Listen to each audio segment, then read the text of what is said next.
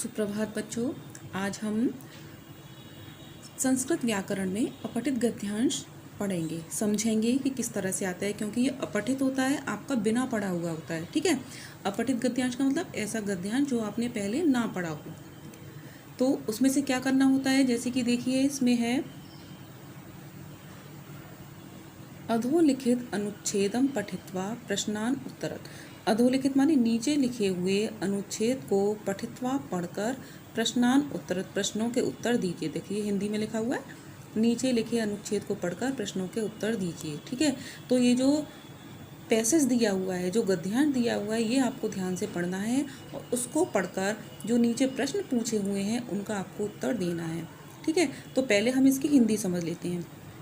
एषः गजः अस्ति, एषा मतलब यह, गजः मीन्स हाथी, अस्ति माने है, यह हाथी है। गजः मंदम मंदम चलति, हाथी मंदम मंदम मतलब धीरे धीरे, चलति चल रहा है या चलता है। गजस्य एका नासिका अस्ति, गजस्य हाथी की एक नासिका मतलब नाक है। तस्य द्वौ कर्णौ स्तः, तस्य मतलब उसके, द्वौ माने दो, कर्णौ माने कान, स्तः हैं उसके दो कान हैं। अहम गजम पश्यामि, अहम का मतलब मैं, गजम हाथी को, पश्यामि देख रही हूँ, मैं हाथी को देख रही हूँ। गजः इक्षुपादपान अन्य लघुपादपान च खादति। गजः इक्षुपादपान, गजा मतलब हाथी, इक्षुपादपान, इक्षु मतलब ईख के, पादप मीन्स पौधे, ईख के पौधे मतलब गन्ने को, अन्य लघु पादपान च और दूसरे छोटे पौधों को, खादति खाता है, खा रहा है। इंद्रस्य वाहनस्य नाम ऐरावतः अस्ति, इंद्र के वाहन का नाम ऐरावत है। पता है ना, ऐरावत हाथी जो इंद्र का वाहन है। ऐरावतः अपि गजः अस्ति, ऐरावत अपि का मतलब भी, गजः हाथी है। इंद्र का वाहन, इंद्र के वाहन का नाम ऐरावत है, ऐरावत भी एक हाथी है। ठीक है, अब इसमें जो प्रश्न है वो है क एक पदेन उत्तरत। एक पदेन का मतलब होता है एक शब्द में उत्तर दीजिए। तो जो प्रश्न पूछे जा रहे हैं आपको उनका आंसर केवल वन वर्ड में देना है, एक शब्द में।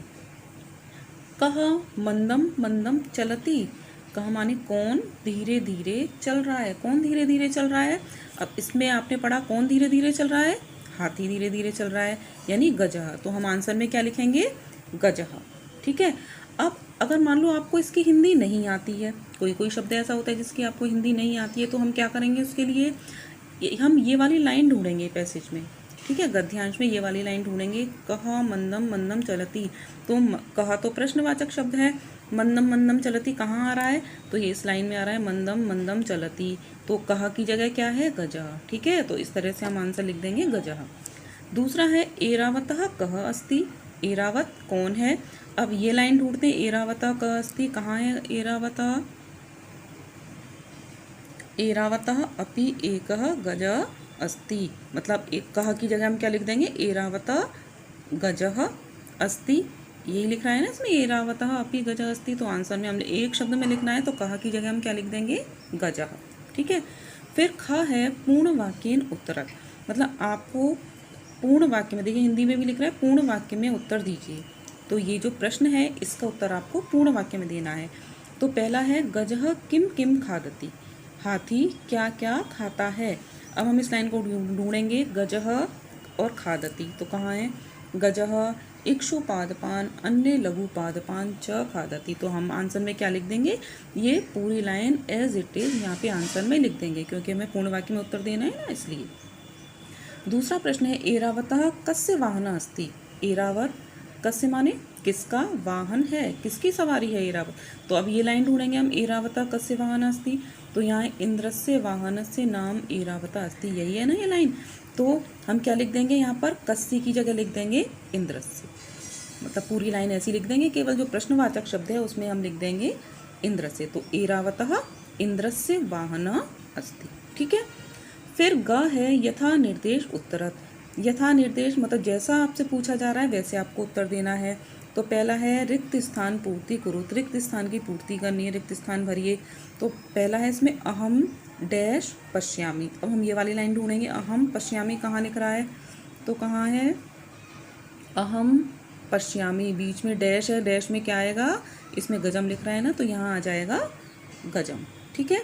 दूसरा है गजस्य द्वौ डैश स्तः। अब ये वाली लाइन ढूंढेंगे गद्यांश में, तो गजस्य द्वौ, ये देखिए, तस्य, तस्य किसके लिए आया, गज के लिए आया, हाथी के लिए आया है, तो गजस्य डैश कर्णौ स्तः। तो हमारा बीच में जो ब्लैंक स्पेस है, जो फिलअप है, रिक्त स्थान है, उसमें क्या आ जाएगा, द्वौ। ठीक है, तो यहाँ आ जाएगा गजस्य द्वौ कर्णौ स्तः। फिर है वृक्षान पदस्य पर्याय किम अस्ति। वृक्षान शब्द का पर्यायवाची क्या है। अब हम इसमें ढूंढेंगे वृक्ष का पर्यायवाची कहाँ पर है, देखते हैं कहाँ है, कहाँ है, इक्षु पादपान, अन्य लघु पादपान। ठीक है, तो क्या हो गया दूसरा शब्द वृक्ष का, वृक्षान का पर्यायवाची पादपान। पादप माने भी पौधा होता है। ठीक है, वृक्ष और पौधा एक ही बात है।